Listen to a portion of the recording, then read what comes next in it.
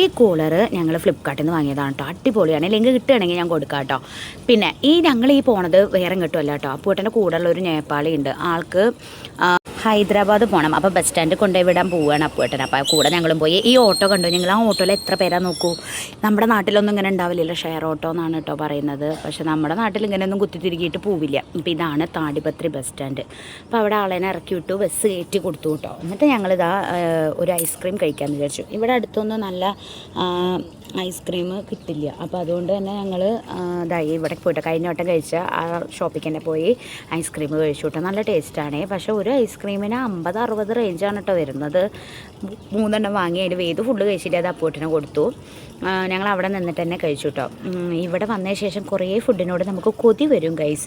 കാരണം നമ്മുടെ നാട്ടിലത്തെ ഫുഡൊന്നും അല്ലല്ലോ ഇവിടെ.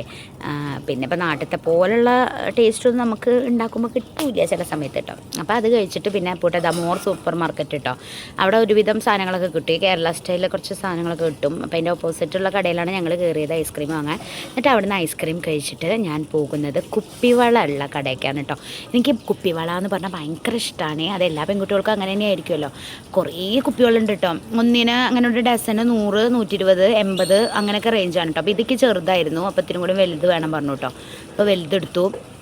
ഒരുപാട് വളകൾ നോക്കിയിട്ട് ഞങ്ങൾ കുറേയൊന്നും എടുത്തില്ല.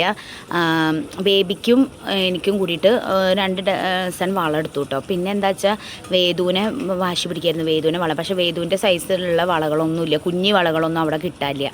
അത് കാരണം വേദുവിനെ ഇടാനും പറ്റില്ല. അപ്പോൾ കുഞ്ഞ് സൈസ് വളകളൊക്കെ നോക്കി ഞങ്ങൾ. പക്ഷേ അതൊന്നും ഉണ്ടായിരുന്നില്ല അവിടെ കേട്ടോ. അവിടെയൊക്കെ എത്ര ഇതുള്ള വളകളേ ഉള്ളൂ. പിന്നെ ഓരോ ഡസൻ കണക്കിനൊക്കെ കൊടുക്കുള്ളൂ. അവർ 350, 400 അങ്ങനെയൊക്കെ കൊടുക്കുള്ളൂ. അങ്ങനെ കുറേ ഉണ്ട് കേട്ടോ അവിടെ. ഒരു ഡപ്പ മൊത്തമായിട്ട് കൊടുക്കുക, അങ്ങനെ ഹോൾസെയിലായിട്ട് കൊടുക്കുന്നതാണ്. ഇതൊന്നും നമുക്ക് അല്ലാതെ തരില്ല അത്ര. അങ്ങനെ തന്നെ വാങ്ങണമെന്ന്.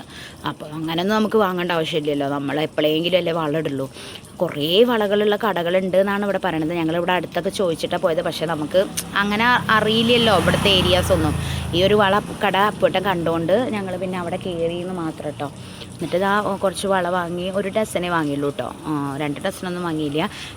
ഈ വള ഞാൻ വാങ്ങിയതാണ് കേട്ടോ, പച്ച കളറ്. പിന്നെ അതുപോലെ തന്നെ പല കളറുകളുണ്ട്. ഞാൻ ബ്ലാക്ക് നോക്കി, പക്ഷേ ബ്ലാക്ക് കിട്ടിയില്ല. ഈ കളറൊക്കെ കിട്ടിയുള്ളൂ കേട്ടോ.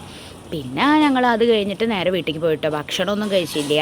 കാരണം വീട്ടിൽ നിന്ന് ഭക്ഷണം കഴിച്ചിട്ട് എപ്പോഴും പുറത്തുനിന്ന് ഫുഡ് കഴിക്കുന്നത് നന്നല്ലല്ലോ. ഏതെങ്കിലും സമയത്ത് ഞങ്ങൾ കഴിക്കുള്ളൂ. അപ്പോൾ വേദുവിൻ്റെ വിചാരം ഉണ്ടായിരുന്നത് ഞങ്ങൾ പുറത്ത് പോയത് ഭക്ഷണം കഴിക്കാനാണ്. അപ്പോൾ വീട്ടിലെത്തിയിട്ട് ഫുൾ കരച്ചിലായിരുന്നു കേട്ടോ.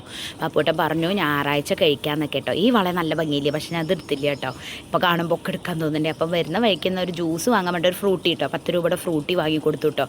വീട്ടിലെത്തിയിട്ട് ഫുൾ കരച്ചിലായിരുന്നേ. അപ്പോൾ അത്രയല്ല ഗൈസ് ഞങ്ങൾ ഇന്നത്തെ ഒരു കുഞ്ഞു വീഡിയോ.